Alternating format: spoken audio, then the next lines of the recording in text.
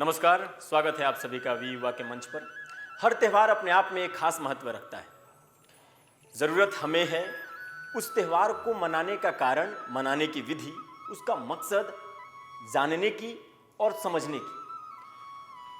हो सके तो उस त्यौहार के मनाने का उद्देश्य अपने जीवन में आत्मसात करने की भी ज़रूरत है हमें। ये समय चल रहा है धनतेरस, नवरात्रि और छठ जैसे महापर्वों का।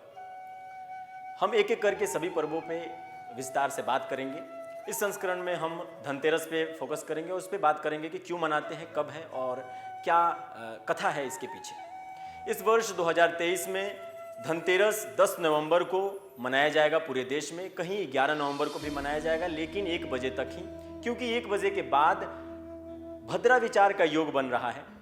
शुभ मुहूर्त की बात करें तो 10 नवंबर को 5:30 बजे से 7:30 बजे तक 2 घंटे का करीब समय मिलता है भक्तों को पूजा आराधना करने के लिए। अब बात करते हैं कि धनतेरस क्यों मनाते हैं, क्या कथा है इसके पीछे। चलिए याद करते हैं समुद्र मंथन को। आप सभी को पता है कि समुद्र मंथन में एक ओर देव, एक ओर दानव, सभी मिलकर मंदार पर्वत को भगवान विष्णु के कच्छप अवतार पर रखकर वसुकी नाग की सहायता से समुद्र को मथा था।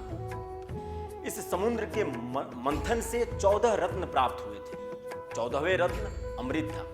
उस अमृत को भगवान धन्वंतरी अपने हाथों में लेकर समुद्र के मंथन के प्रत्युत्तर में उत्पन्न हुए थे। भगवान धन्वंतरी स्वास्थ्य के देवता हैं। स्वास्थ्य के देवता जो हमें ये वर देते हैं कि हमारा सेहत, हमारा स्वास्थ्य जो सबसे बड़ा धन है, वो कायम रहे और हम स्वस्थ रहें। लेकिन जब आप बाजारों में घूमेंगे धनतेरस के समय में तो आपको 2-3 चीजें मुख्य रूप से दिखेंगी। पहला तो सोने चांदी की दुकान यानी सुनारों की दुकान जो है वो सजी धजी मिलेंगी। लक्ष्मी गणेश की मूर्ति बिकती दिखेंगी,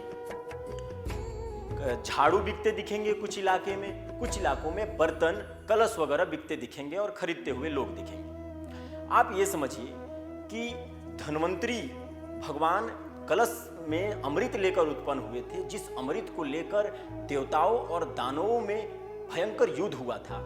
हमारा ध्यान वहां नहीं जाता है। हम ये सोचते हैं कि वो कलश पे हमारा ध्यान जा रहा है, बर्तन पे जा रहा है। क्यों?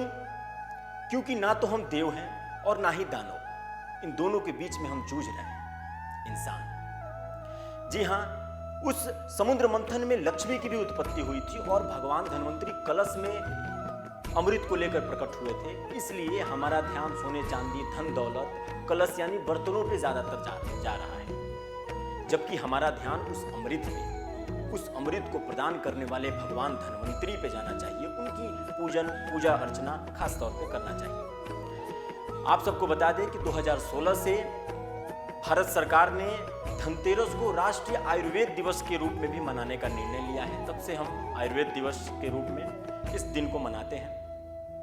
आज के दिन, धनतेरस के दिन, भक्तगण माता लक्ष्मी के साथ भगवान धन्वंतरी की पूजा करते हैं और अलग अलग प्रांतों में अलग अलग मान्यताएं हैं। जैसे कहीं नई चीज़ें खरीदने की प्रथा है, सोने चांदी, बर्तन, झाड़ू जैसे वस्तुएं खरीदी जाती है।